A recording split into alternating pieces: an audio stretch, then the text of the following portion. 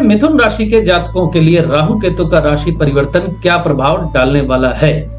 मिथुन राशि के जातकों के लिए राहु होंगे दशम भाव में और केतु चतुर्थ भाव में विचरण करेंगे। दशम के राहु का आपके कर्म स्थान पर बहुत गहरा प्रभाव पड़ता है, कठोरता से दमन करेंगे। इस वजह से आपके शत्रुओं में भी सत्ता और पावर हासिल करने के लिए आप छल बल का सहारा लेंगे। लेकिन याद रहे, राहु जो देता है उसे बड़ी निर्ममता से वापस भी छीन लेता है।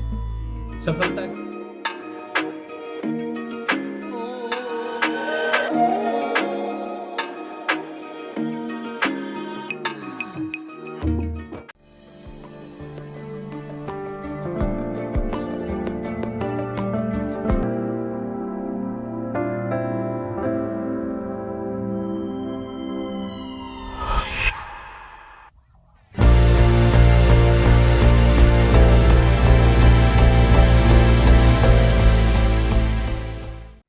नमस्कार, मैं सिद्धांत सहगल मेरे YouTube चैनल पर आपका स्वागत करता हूं। राहु और केतु राशि बदलने वाले हैं और आप जानते ही हैं कि राहु और केतु की चाल उल्टी होती है। इसलिए ये दोनों ग्रह मेष और तुला से मीन और कन्या में आएंगे, यानी राहु मेष राशि से जाएंगे मीन राशि में और केतु तुला राशि से कन्या राशि में आएंगे। 30 अक्टूबर 2023 को राहु मीन राशि में और केतु कन्या राशि में आ जाएंगे और 20 मई 2025 तक रहेंगे। राहु और केतु 18-18 महीने एक राशि में विचरण करते हैं और ये गोचर फल मैं आपको बताने जा रहा हूं, वो चंद्र राशि से बता रहा हूं। राहु को नैऋत्य दिशा का स्वामित्व प्राप्त है, केतु को भी नैऋत्य दिशा का ही स्वामित्व प्राप्त है। हालांकि मतांतर से कई लोग कहते हैं कि केतु ईशान कोण का कारक होता है, यानी ईशान कोण का स्वामित्व प्राप्त है केतु को।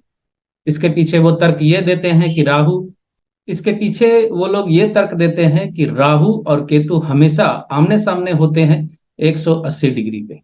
लेकिन मैं समझता हूं राहु केतु के आमने सामने होने का वो रूल यहां लागू नहीं होता।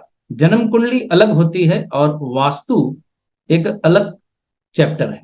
जन्म कुंडली में भी होरा कुंडली में राहु और केतु एक ही राशि में होते हैं, एक ही लग्न में होते हैं, तो स्थितियों के अनुसार बहुत सी चीजें बदल जाती हैं। राहु मीन राशि में विचरण के दौरान सबसे पहले रेवती में, फिर उत्तरा भाद्रपद नक्षत्र में और अंत में पूर्व भाद्रपद नक्षत्र के अंतिम चरण में होंगे। राहु की उल्टी चाल की वजह से ये रेवती से पूर्व भाद्रपद की तरफ जाएंगे। राहु के रेवती में विचरण के दौरान धन के मामले में आप भाग्यशाली हो सकते हैं। उत्तरा भाद्रपद नक्षत्र में विचरण के दौरान जातकों का मन धर्म कर्म में लगेगा, समाज को नई दिशा दिखलाने में मदद करेंगे।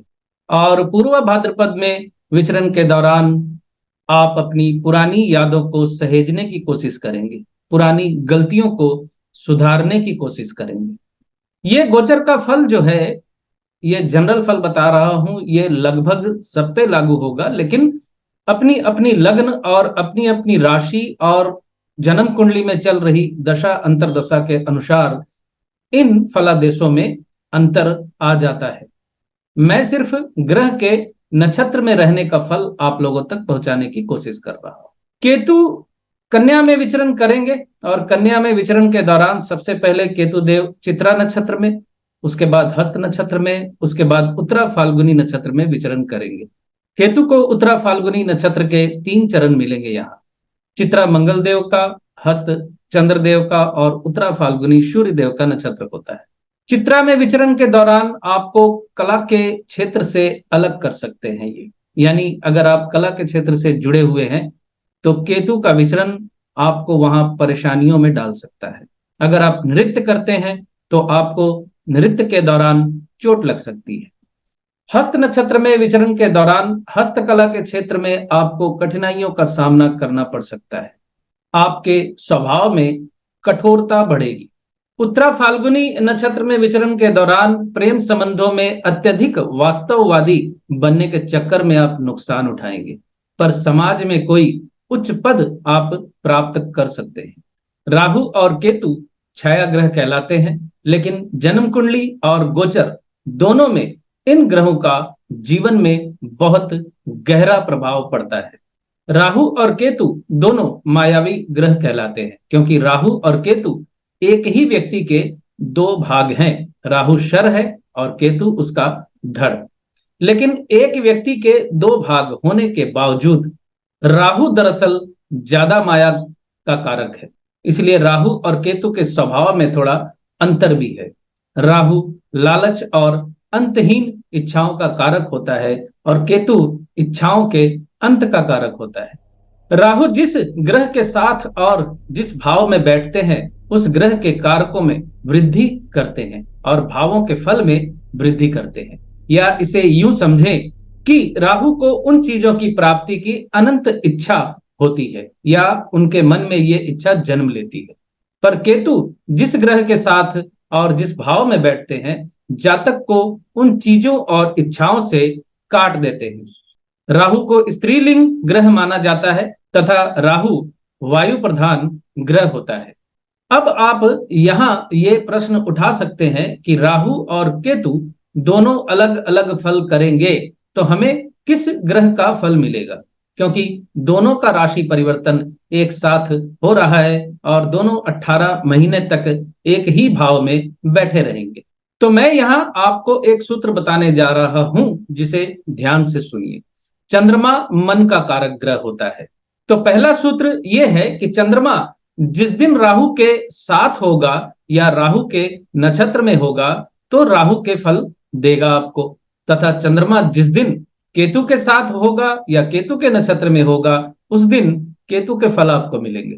दूसरा सूत्र यह है कि राहु की महादशा या अंतरदशा जिनकी चल रही है उनको राहु का फल ज्यादा मिलेगा, तथा जिनकी केतु की महादशा या अंतरदशा चल रही है उनको केतु का फल ज्यादा मिलेगा। ये दोनों ही सूत्र आपके लिए नए सूत्र हो सकते हैं जो मेरे अलावा कभी किसी ने नहीं बतलाए आपको, लेकिन ये सूत्र मैं पिछले 8 या 10 सालों से अपने वीडियो के माध्यम से आपको बतला रहा हूं। आइए देखते हैं मिथुन राशि के जातकों के लिए राहु केतु का राशि परिवर्तन क्या प्रभाव डालने वाला है।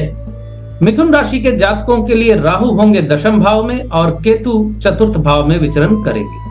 दशम के राहु का आपके कर्म स्थान पर बहुत गहरा प्रभाव पड़ता है। दशम भाव का राहु आपको अति महत्वाकांक्षी बनाता है राजनीतिक क्षेत्र में, और सत्ता प्राप्ति की भूख तीव्र होती है जातक को।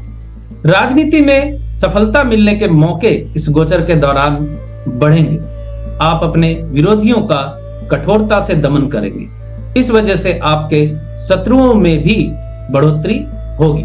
आपके कठोर व तानाशाही रवैये की वजह से कर्मस्थान पर हानि के योग भी बनेंगे। दशम भाव में राहु का विचरण आपके पिता के स्वास्थ्य पर बुरा प्रभाव डालेगा। पैतृक संपत्ति मिलने में समस्या होगी। सत्ता और पावर हासिल करने के लिए आप छल बल का सहारा लेंगे, लेकिन याद रहे राहु जो देता है उसे बड़ी निर्ममता से वापस भी छीन लेता है। सफलता के लिए सामाजिक मर्यादा को नष्ट न करें।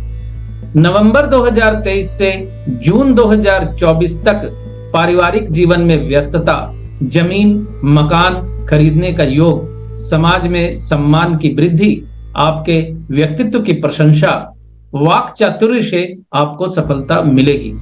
पद प्राप्ति, पदोन्नति तथा धन लाभ के योग बन रहे हैं। जुलाई 2024 से फरवरी 2025 तक का समय कर्म स्थान पर समस्याओं वाला समय रहने वाला है आपके लिए। अनचाहा तबादला हो सकता है। कर्म स्थान पर अपमानित होने के योग बनते हैं। काम में बाधाओं का सामना करना पड़ेगा, पर भाग्य आपका साथ देता रहेगा। इस वजह से आप आने वाली हर मुसीबत से लगभग बच निकलेंगे। मार्च 2025 से मई 2025 तक व्यय, विदेश यात्रा, आपका स्वास्थ्य बिगड़ सकता है। नए योगा योग होंगे। नए व्यवसाय की शुरुआत करने की सोच सकते हैं, पर लाभ होता नहीं दिखता। अगर जन्म कुंडली में दशा अंतरदशा अच्छी नहीं है तो आपको बड़ा नुकसान हो सकता है। अब चतुर्थ भाव में केतु का फल मैं आपको बतलाता हूं। चौथे भाव में केतु का गोचर आपके पारिवारिक जीवन में खुशियों में कमी करेगा। माता के स्वास्थ्य को लेकर चिंता हो सकती है। गोचर की शुरुआत में नवंबर 2023 से फरवरी 2024 तक का समय निश्चित प्राप्ति से वंचित होंगे आप। काम में बाधा यानी कर्म स्थान पे बाधाओं का सामना करना पड़ेगा। अचानक दुर्घटना के योग भी बन रहे। मार्च 2024 से अक्टूबर 2024 तक का समय धन लाभ, माता का लाभ और काफी उतार चढ़ाव वाला समय होगा, जिसमें 70% लाभकारी समय और 30% नुकसान वाला समय होगा। नवंबर 2024 से मई 2025 तक का समय वासस्थान में परिवर्तन, नए काम की शुरुआत, नई साझेदारी। जनवरी 15 से फरवरी 15 तक का समय आपके लिए काफी परेशानी वाला रहने वाला है। इस वक्त आपको अपने वाहन चलाने में बहुत सावधानी बरतनी होगी। 16 मार्च के बाद का समय पद प्राप्ति, सम्मान प्राप्ति, सफलता और पदोन्नति वाला रहने वाला है। तो ये था मिथुन राशि के जातकों के लिए राहु केतु के राशि परिवर्तन का फल। वीडियो अच्छा लगे तो लाइक, शेयर एंड सब्सक्राइब भी कीजिएगा। और बहुत बहुत धन्यवाद आप सभी का। खुश रहिए, स्वस्थ रहिए।